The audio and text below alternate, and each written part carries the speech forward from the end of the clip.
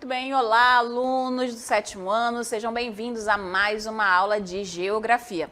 Eu sou a professora Juliana e estarei acompanhando vocês ao longo da nossa aula. Vamos verificar agora qual o número e qual é o objeto de conhecimento da aula de hoje. Estamos na aula de número 5 e o objeto de conhecimento, ideias e concepções sobre a formação territorial do Brasil. E o detalhamento, ou seja, aquilo que nós realmente vamos nos debruçar na aula de hoje, são os aspectos físicos do Brasil, as estruturas geológicas e o relevo. Então, vamos lá dar início à nossa aula.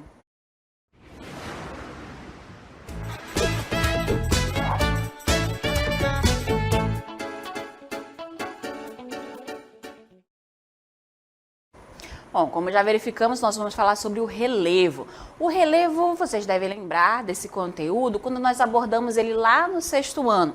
Então, o que é o relevo? O relevo é essa estrutura superficial que nós estamos caminhando, na onde nós desenvolvemos as nossas atividades econômicas, seja a agricultura, seja a cidade. Então, toda essa construção que existe, ela está baseada em cima de um relevo. Então, nós estamos naquela camada chamada litosfera, que é aquela parte da Terra que é a formação das rochas e do solo. Então, o relevo ele vai ser isso, o resultado da ação de agentes morfoestruturais e morfoesculturais. Isso daí são aqueles agentes internos e externos, ou ainda aqueles fatores endógenos e exógenos. E a gente começa falando deles primeiros, que são os internos. Então, os fatores morfoestruturais. O que é isso? É quando vai acontecer a modificação de dentro para fora. Olha lá, são internos à superfície terrestre e dependem da estrutura geológica da Terra. No caso do Brasil, nós temos as nossas formações ou sobre as bacias sedimentares ou sobre os escudos cristalinos. Os escudos cristalinos a gente vai ter aqui no Planalto das Guianas. Já o Brasil vai estar mais formado, 64% do nosso território, em cima das bacias sedimentares. Então, quais são os agentes, quais são os fatores que podem modificar internamente o relevo? É o terremoto, é o vulcanismo, são os dobramentos. Então, eles vão ali modificar internamente aquela forma de relevo. Para isso, para a gente verificar um pouco melhor, vocês vão vir aqui comigo e nós vamos analisar as placas tectônicas, que são justamente as que vão promover a ação do tectonismo. Então, as placas tectônicas, elas existem, vocês estão vendo aqui que são várias. Toda a superfície terrestre está em cima de placas tectônicas, que podem ser continentais, que podem ser oceânicas. O Brasil, como vocês podem aqui observar, olha só, ele está em cima da placa sul-americana, no entanto, ele está bem no meio dessa placa. E aqui a gente acaba percebendo pouco terremoto e não há ainda a ação de vulcões, desculpa. Porque ele está bem no meio, ele tem sim de um lado, olha lá, a linha vermelha, essa linha vermelha indica que há ali um encontro de placas tectônicas. E ali ocorre terremotos lá no Chile, ali na Venezuela, na região, parte da Argentina. Ali naquela região vai acontecer a ação de terremotos, vulcões que vão estar em atividades lá no Chile, que a gente vai ter a Terra do Fogo. Então, todas essas áreas onde há proximidade com os encontros das placas, haverá então esses aspectos de agentes internos do nosso relevo acontecendo. Vamos ver aqui o movimento das placas tectônicas e como elas podem acabar influenciando na formação do relevo. No primeiro, olha só, que a gente observa aqui, vocês observam que todo esse vermelho aqui é a parte do nosso subsolo, onde a gente vai ter o magma ali se movimentando, e isso faz com que ocorra o movimento das placas, ou de aproximação, ou então de afastamento. Aí vocês vão observando que há duas placas oceânicas e elas estão se movimentando de acordo com lá embaixo, olha lá, todo aquele movimento cíclico que acontece do magma. Outro movimento que a gente vai observar aqui, olha só, nós vamos verificar, agora aqui, ó, a colisão entre uma placa oceânica e uma placa continental. Observa na parte verde, onde está a atividade vulcânica, que esse vulcão vai fazendo com que o solo ele comece a se erguer. E é justamente um movimento interno, um agente interno, aí no caso o vulcanismo, que está fazendo com que esse relevo se sobressaia, ele comece a se destacar, ele saia do movimento plano para o movimento mais elevado. Agora, um próximo movimento que a gente vai analisar das placas tectônicas, aqui é uma de colisão. Olha só, novamente observa aquela faixa ali estreita verde que a gente vai ter um novo soerguimento. Uma placa está passando por cima da outra e nessa movimentação, essa parte verde do relevo, ela acaba saindo, se sobressaindo, então ela vai se elevando novamente. Então, mais uma vez aí um agente interno, uma movimentação interna do nosso relevo acontecendo e faz com que ele também aí, ó, se destaque. Vamos ver mais uma? E aí a gente vai ter agora uma colisão de duas placas continentais. Então, olha só, uma placa passa por cima da outra, a placa que é mais leve vai andar por cima e a placa que é mais pesada vai para baixo. E aí esse encontro das placas novamente vai causando aqui, ó, esse soerguimento aqui do solo, fazendo com que haja um relevo mais elevado. E aí, por último, a gente só tem mais um movimento aqui, das placas tectônicas, que é quando as placas deslizam, uma acaba indo para um lado e outra para o outro, e vai promovendo as falhas. Então, aqui, olha lá, daquelas duas setinhas vermelhas, a gente acaba observando isso. Há uma falha naquele relevo. Então, são esses agentes internos que acabam fazendo com que o nosso relevo tenha as suas características, tenha a sua formação. Agora a gente vai verificar outros agentes que são os chamados agentes externos ou os morfos esculturais. Então, olha só, eles vão ser os agentes externos e eles esculpem a crosta pela erosão, ou seja, pela ação das chuvas, do vento, da água. Então, ela vai retirar essa cobertura, esses sedimentos e transportar para outro lugar onde serão depositados. E vai criando novas paisagens, tanto lá naquele relevo mais elevado, quanto naquele relevo que está mais abaixo. E a gente pode ter também esses agentes, vão ser agentes erosivos que a gente vai chamar, tá? A ação da chuva, do vento e da água. Podem ser, então, pluviais, quando são provocados pelas chuvas. Eles podem ser fluviais, quando são provocados pelas águas dos rios e dos mares. E, nesses casos, o relevo ele vai sofrer a alteração quando ocorre o escoamento da água. E ocorre aí o desgaste, dando a ele gradativamente novas formas. Isso também vai acontecer nas geleiras. Quando elas começam a derreter, ou seja, ali ocorre também essa erosão, nós vamos chamar de erosão glacial, ela vai ocorrer em forma de avalanche, vai ter essas porções de rochas, de gelo congelado que vão se desprender e eles vão alterar o relevo do local. E, por fim, vai existir a modificação do relevo por meio da ação dos ventos, que vai ser denominada aí a erosão eólica. Então, esses fatores externos vão acabar fazendo com que haja, então, essa modificação no visual. Então, não é somente os fatores internos que podem acabar levando essa modificação do relevo, só essa formação do relevo. Tanto os fatores internos, o tectonismo, o vulcanismo, que nós verificamos nas animações, mas também os fatores externos, os agentes erosivos, que vão causar essa modificação e geralmente vão levando esses sedimentos de lugares mais elevados para os lugares mais baixos. Ok?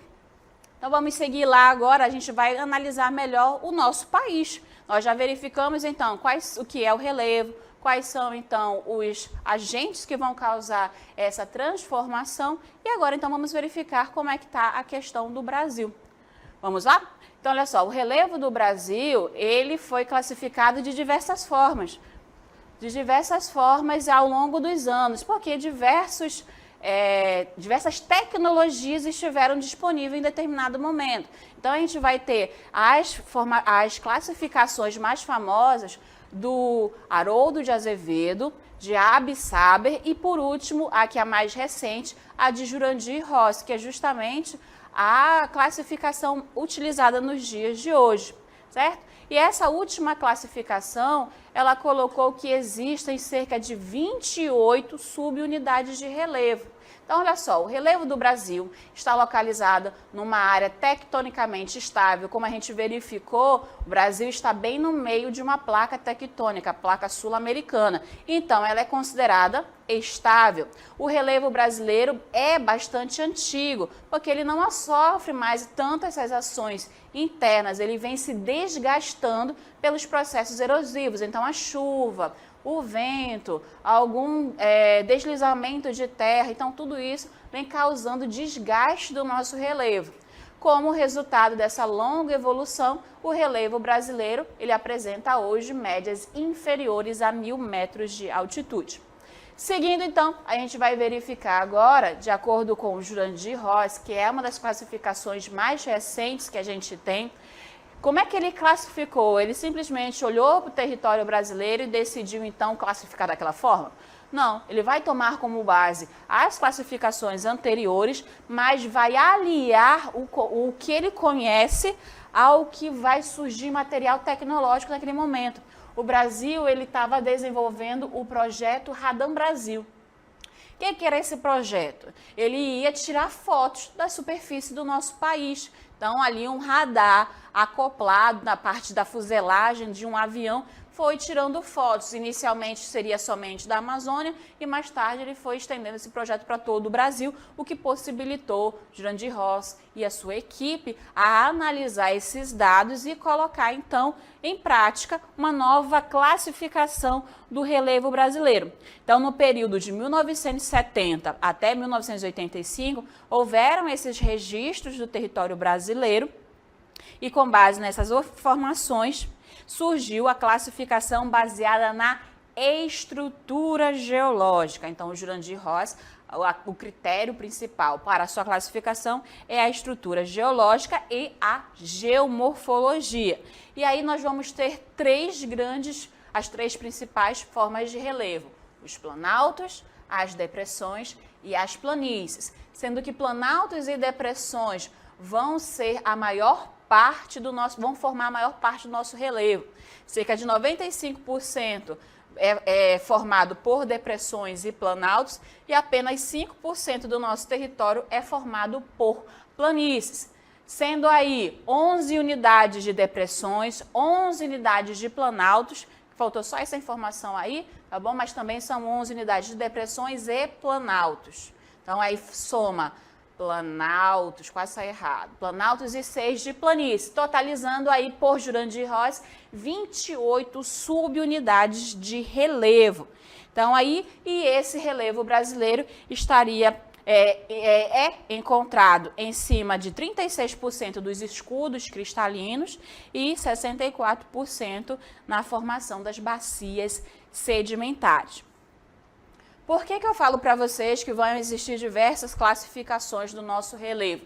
Porque basicamente, dependendo do que você toma como critério para a base, vão existir diferentes tipos de mapa. Então, se você, por exemplo, vai na internet e joga mapa, relevo, Brasil, essas 3 palavrinhas, vão surgir para você diversos tipos de mapa que vão estar baseados em diferentes informações principais. Então, eu apresentei para vocês quais foram os critérios que o Jurandir Ross e sua equipe utilizaram como critérios para construir um mapa com 28 subunidades de relevo, sendo as 3 principais: planalto, planície e depressões. Mas agora, olha só, eu vou apresentar para vocês um outro mapa do relevo físico. Esse mapa é também muito utilizado. Ele vai apresentar para vocês também as planícies, as depressões e os planaltos. A gente já destaca aqui, ó, a planície, deixa eu trocar a cor aqui, a planície amazônica, que lá no Jurandir Ross a maior parte da região amazônica vai ser formada por depressão e a área da planície do rio Amazonas vai ser praticamente a área onde o rio corre. Aí a gente vai verificar, olha só, essa parte toda aqui, ó, vai ser a formação dos planaltos e das planícies que a gente vai ter. Então aí esse é um outro critério utilizado, é um mapa que é baseado em um livro do Atlas Geográfico. Então, dependendo de qual critério você acaba utilizando como informação principal, você vai obter mapas diferentes. Aí, nesse mapa, o critério que acabou sendo utilizado foi aqui a altitude. E aí, ele dividiu em planícies, planaltos, ok? E aí, a gente vai seguir. Antes da gente seguir, eu apresentando para vocês quais são, então, as 3 principais formações do nosso relevo brasileiro, a gente vai analisar agora lá a topografia da Terra para verificar um pouquinho quais são os pontos mais altos do mundo, por exemplo, quais são as maiores planícies, quais são os pontos mais elevados. Vamos lá? Olha só, comigo aqui vocês conseguem verificar o nosso planeta. Então aqui o mundinho está rodando e a gente vai verificar as montanhas mais elevadas do nosso mundo, do nosso planeta. Deixa eu só tirar isso daqui. Olha só. O Brasil aqui, o Brasil não, a América do Sul, por exemplo, nós vamos ter de destaque como ponto mais elevado as Cordilheiras dos Andes. Se a gente vier aqui para a América do Norte, nós vamos ter ali entre Canadá e Estados Unidos, de um lado, os Montes Apalaches, do outro lado, as Montanhas Rochosas.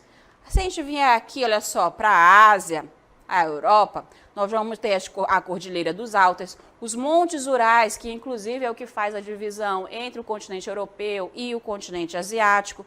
Nós vamos ter aqui em branco, que vocês conseguem observar, é a Cordilheira do Himalaia, que é a cordilheira mais elevada do nosso planeta. Então, esses aqui são aqueles fatores lá que vão fazer a formação interna. Quais são, então, as planícies? Quais seriam as maiores planícies do nosso planeta? Vamos aqui abrir o nosso planetinha e, novamente, a gente vai conseguir observar. Olha lá, as maiores planícies. Nós vamos ter aqui a planície amazônica, nós conhecemos bem. Nós temos aqui abaixo também na parte sul da América do Sul, há outras planícies. A gente vai ter aqui na África do Sul também, aqui na parte central. E aqui na Europa, olha só, quase toda essa parte da Europa é formada também de planícies. Verificando aí só para finalizar, os maiores desertos do mundo, que também entra dentro do relevo. A gente vai ter aí, olha só, deixa eu colocar para vocês aqui, o deserto do Saara, o deserto do Kalahari. Aqui embaixo a gente vai ter o deserto gelado, que é a Antártica. Aqui a gente vai ter na América do Sul também 2 partes de deserto. Então, aí essas formações também vão interferindo dentro do relevo. Agora, vamos analisar quais são, então, as 3 formas de relevo principais aqui do Brasil, começando pelas planícies. As planícies são terrenos relativamente planos, formados pela deposição de sedimentos. A planície, ela é um relevo mais baixo do que um planalto. Então, aquilo que se desgasta do planalto, lá com aqueles processos erosivos, com o escoamento das águas, ele vai sendo depositado na planície, que é mais baixa. Por isso que ela vai ser a característica. Ó. É uma área de deposição de sedimentos de origem fluvial, marinha ou lacustre, certo? Depois, o que a gente ainda pode falar?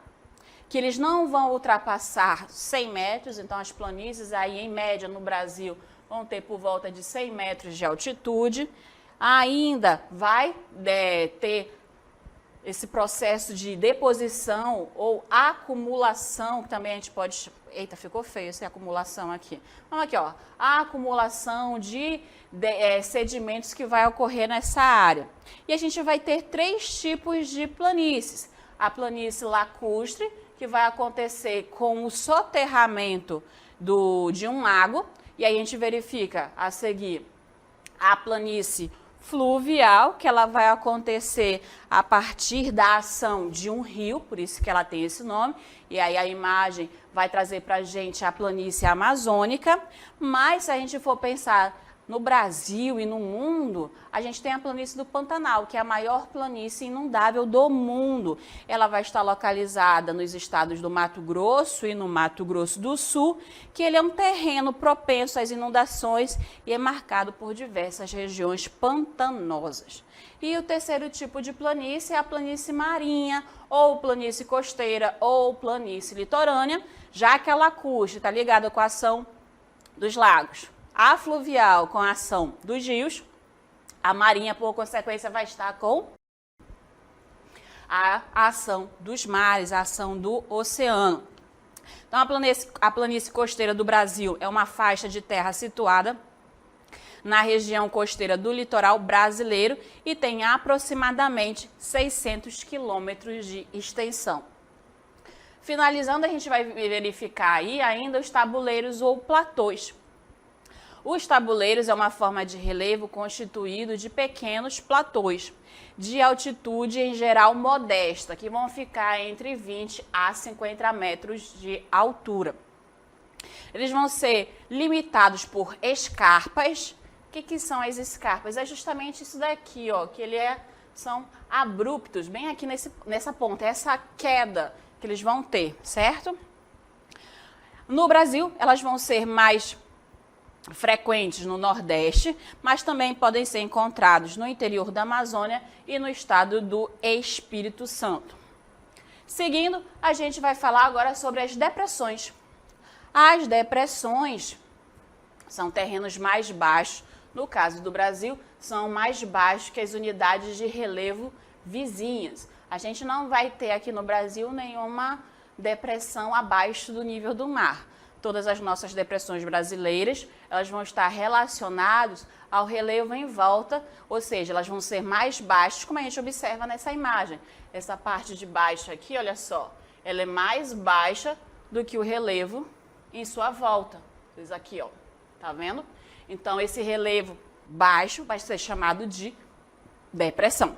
Então, são formados pelo processo de erosão e são terrenos relativamente inclinados que possuem altitudes das áreas ao seu redor que podem variar de 100 a 500 metros. São classificadas em depressões absolutas e relativas. São superfícies mais planas, geralmente com inclinação suave, resultadas de um longo processo erosivo. Aí vocês observam que existem dois tipos de depressão. Tem a depressão relativa e a depressão absoluta. Para entendermos melhor essa divisão entre depressão relativa e a depressão absoluta, que é a classificação da depressão quanto à sua altitude, a gente vai aqui se guiar por essa animação. Nesse exemplo, eu vou ter tanto a depressão relativa quanto a absoluta. A diferença principal entre elas é que a relativa vai apresentar níveis altímetros superiores ao nível do mar, enquanto a absoluta, ela apresenta níveis altímetros inferiores ao nível do mar. Aqui o nível do mar está sendo representado por essa linha em amarelo. Então, repara que a depressão relativa que está ali indicada por 60 metros, ela está acima do nível do mar. Então, ela é uma depressão relativa. Já o segundo, que é a depressão absoluta, ela tem informação que está 154 metros abaixo do nível do mar. Por isso, ela vai ser considerada, então, uma depressão absoluta, porque está abaixo do nível do mar. Outra forma da gente conseguir classificar as depressões é quanto à sua localização. E aí eu vou ter três tipos de depressões. A primeira é a marginal, na qual vão estar em áreas de formação sedimentar, como a depressão sul-amazônica. Eu também vou ter a depressão periférica, que vai ser aquela em áreas de contato com os escudos cristalinos e também as bacias sedimentares, como é o caso da depressão periférica sul-riograndense. E por último, a gente tem a depressão interplanáutica, que vão ser aquelas que estão entre planaltos, sendo então mais rebaixadas do que elas, como é o exemplo da depressão sertaneja e também a depressão de São Francisco. Então aí as depressões, junto com os planaltos, é que vão formar a maior parte do relevo brasileiro. Mais algumas informações sobre as depressões no Brasil. Então, as depressões brasileiras são todas relativas, que eu já coloquei para vocês. Isto é, apesar de estarem situadas, vamos lá seguir no texto, estarem situadas em um nível mais baixo do que os terrenos que a cercam, que é justa essa característica das depressões localizadas no Brasil. Todas elas vão ficar acima do nível do mar. Essas formas de relevo se originaram do desgaste dos planaltos. Certinho? Acredito que não ficou dúvida nenhuma aí quanto às depressões. Mas, continuando, vamos ver algumas imagens das depressões brasileiras. Então, seguindo, a gente verifica que nas principais depressões brasileiras, como as amazônicas, a sertaneja e do São Francisco, e também a periférica sul rio-grandense, os terrenos não costumam ultrapassar os 200 metros de altitude. Aí vocês lembram lá da diferença. Então, são todas depressões relativas, porque estão aí, no caso, a mais ou menos 200 metros acima do nível do mar. A depressão periférica da borda leste da bacia do Paraná é a que alcança as maiores altitudes.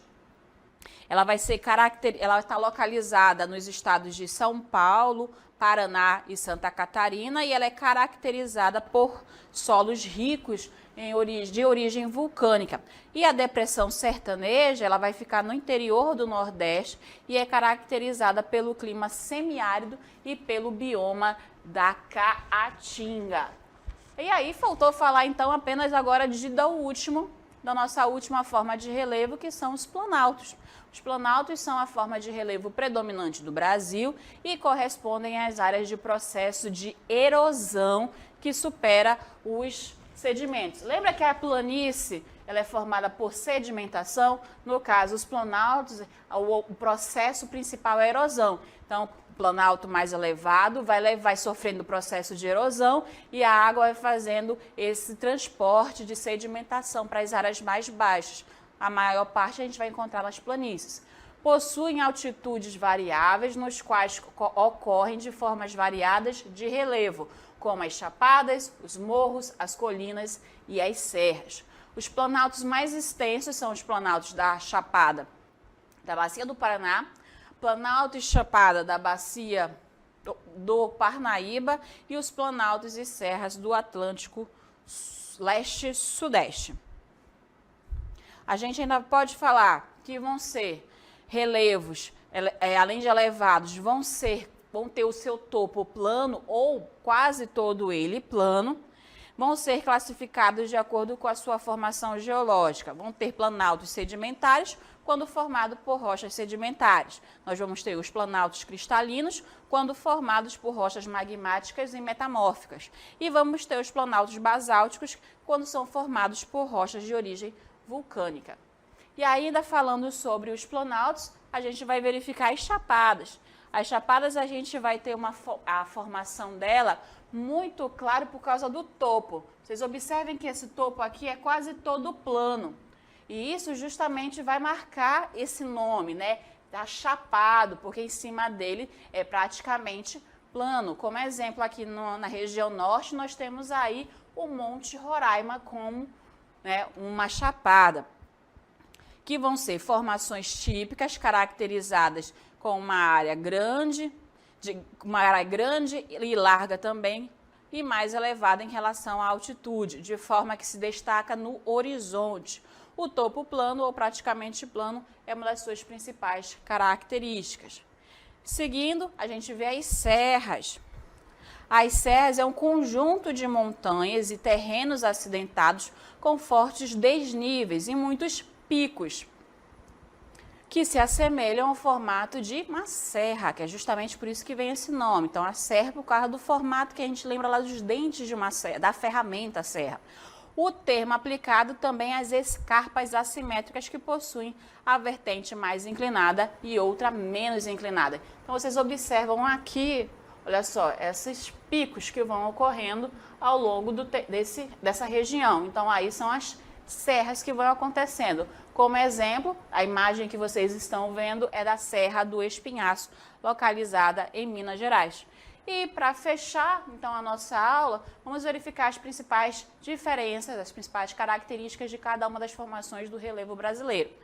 No Planalto, vão ser os relevos mais altos e mais resistentes, os que mais sofrem com a erosão. Então, o processo erosivo nos planaltos são mais fortes. Então, são relevos mais elevados, eles vão ter o seu topo mais plano e vão ter altitudes acima dos 300 metros de altitude, que predominam, no caso, os agentes erosivos.